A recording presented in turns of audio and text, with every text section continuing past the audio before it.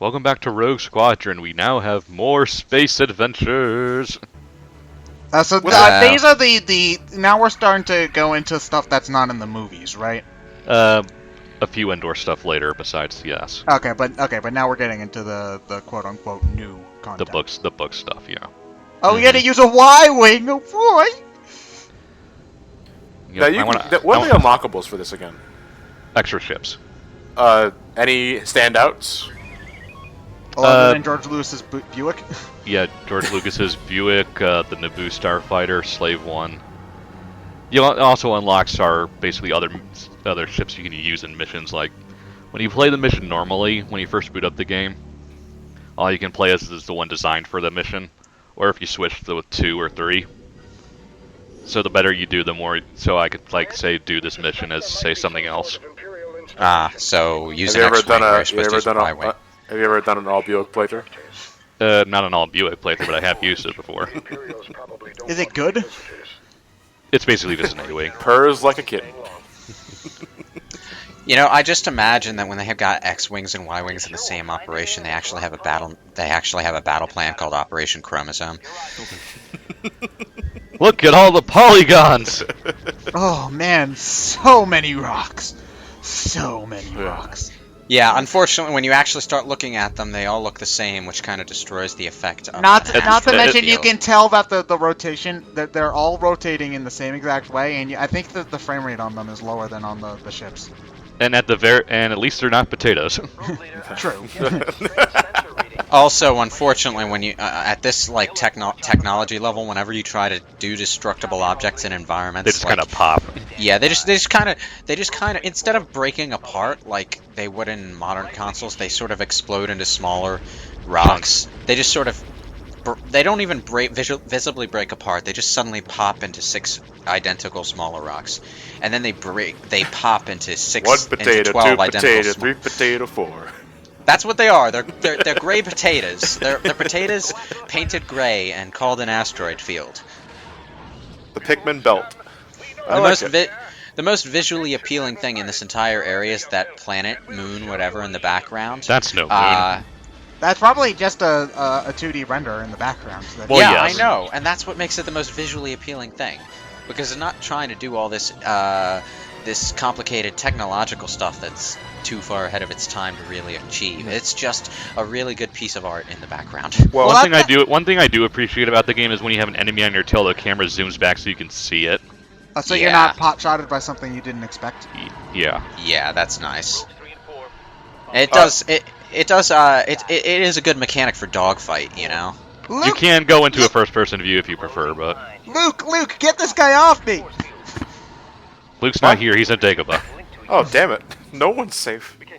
I'm looking at the developer info for this one, and it looks like one of the priorities for this game was giving it a very, very, very large draw distance. Yeah. I can imagine that would be huge in a game. And they're not fucking joking. You can see a lot of shit from far away in this game. And For 2001, this game is very technically impressive. Well, that's the thing with a lot of launch titles, isn't they?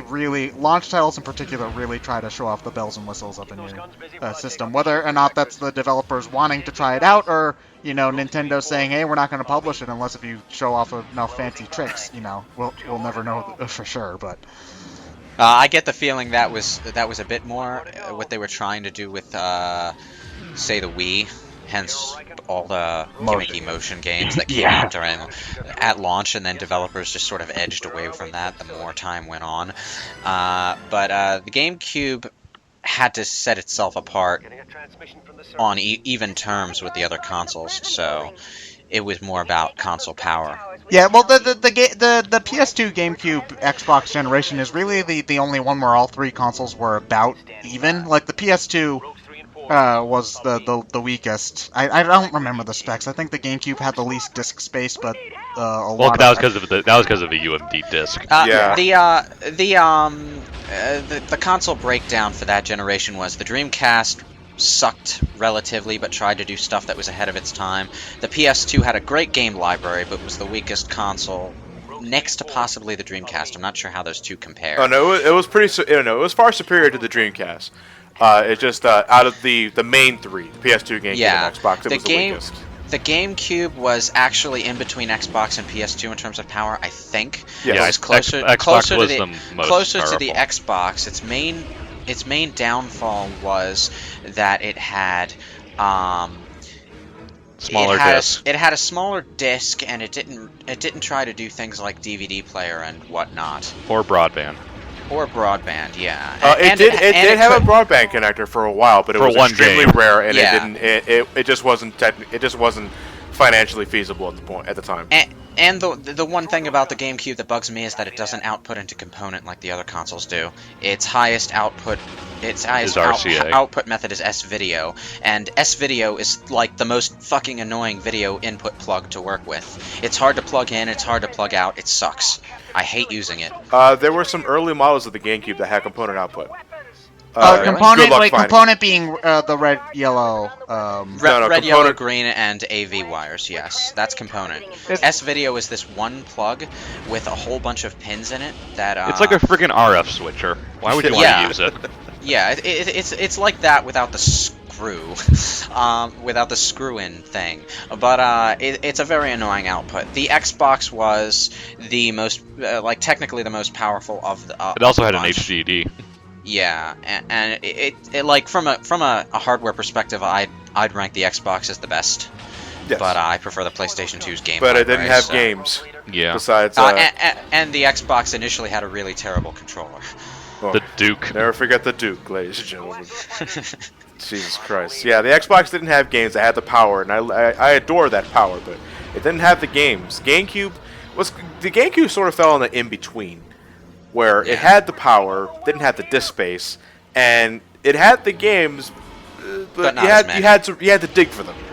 Yeah. Besides yeah, that- like you had if you liked multiplayer, that was where the GameCube I think shined with all the Mario Sports, Melee, Mario Kart, all that Yeah. stuff. Yeah. And there were hidden gems here and there, like a couple of really good RPGs, Tales of Symphonia, Yeah. Paper Mario. But- I think Yeah. it's just apparently there was like a good game coming out every week on the PS2, so it's not like Yeah, you can compete with that. both consoles could not compete in terms of PS2's library. Yeah. My favorite feature of the GameCube is the frickin' lunchbox handle, because combined with all those party games and the 4 controller ports and all that, you could just take it over to a friend's house. And it was clearly designed to be taken over to a friend's house. My mom packed a brownie. What did you get? A GameCube? I got a GameCube. No, you try to put the brownie into the GameCube to keep the space. I'm sure there have to be people who have gotten a GameCube to use it as a lunchbox. And Oh, I'm sure. now Well, I people kinda have gone want to PS3s to make them as George Foreman grills, so... one. Wait, really?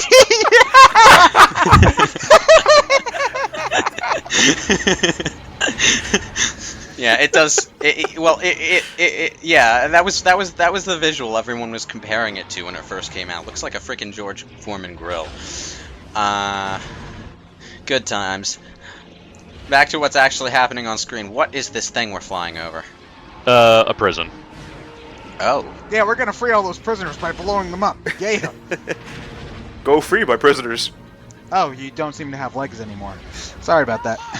Well, I imagine what we're actually doing is We're blowing out up their communication towers. communication towers, anti-air cannons, basically everything that would stop you from landing and getting into the base. Does this game have any on-foot sections like some other of the Star Wars Nope. shoot fighter games? Nope. 3 dozen. They all suck. Yeah, I was kind of, about that in the games that had it. The Star Wars game that I personally played that had to do with all this Rogue Squadron in-between stuff was actually an old Windows 3.11 compatible game. Oh god, that was bad. How do you tell how much health you have left? Bottom left. Oh, is it the circle? The green Okay. thing, yeah. Okay. Yeah. It was I think we actually did it for the channel. It was a Windows 3.1 DOS kind of game using sprite work for the ships and the environments and all that. And that had on-foot sections. And I don't remember them being particularly good. But Now, You that say seems- Windows 3.11? Windows 3.11 was I'm the sorry. Excuse me. Well, you could just say Windows 3 point whatever, Yeah. just to describe that. It was Program Manager version of Windows before the nifty pull-down Start menu. When you had a bunch of windows all up on the screen and you could arrange them or cascade them or however you wanted. And a lot of people still prefer that particular type of Windows, and I'm not really sure why. I guess they're just used to it. Command prompts everywhere. Well, yeah, you would have to occasionally go into DOS to do some things because they didn't necessarily have GUI stuff for them. Oh, man. GUI stuff. I don't like the sound of that. Sticky. Graphic user interface. Yes, GUI, graphic user interface. God, get with the lingo, Ted. Ted, I'm with you. I completely forgot about that. My computer's leaking. I am hopeless when it comes to anything programming or tech related. It's just I'm just gonna throw that out there. So look, all you need to know is that GUI means the stuff that you use to interact with your computer, like every time you turn it on. It's what everyone uses to use their computer. When you go outside the GUI, you're probably going into DOS command prompt. We'll make Ted play with an Apple II and have him use the command prompt to actually set everything up. Then he'll appreciate the GUI. I don't know. GUI was kind of a weird addition to the Kirby series. I never really got him.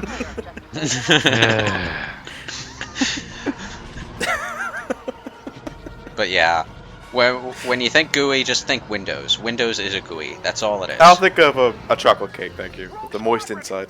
Nice. Well, it is the chocolate cake to your DOS spinach and sprouts combination, because when you go into command prompt, you're going into hardcore nerd territory. And it's actually pronounced GUI, it's not GUI. Yeah, because I'm thinking back to a rap battle, Bill Gates versus Steve Jobs, when he goes, "I've got the GUI that Melinda uses." Yeah, but computer nerds have, especially Linux in particular, they have really weird names and in-jokes for everything. Like when you get into Linux command prompt, everything's got a funky name. everything's got a weird name. It's like what's a good one? I'm trying to think. I took Linux classes not that long ago. I should be able to recall something from mind. Shall we make it an interesting cliffhanger for the next part? No, I'm not even gonna remember this by the time we start the next part. Okay, then with all that said, embrace the GUI.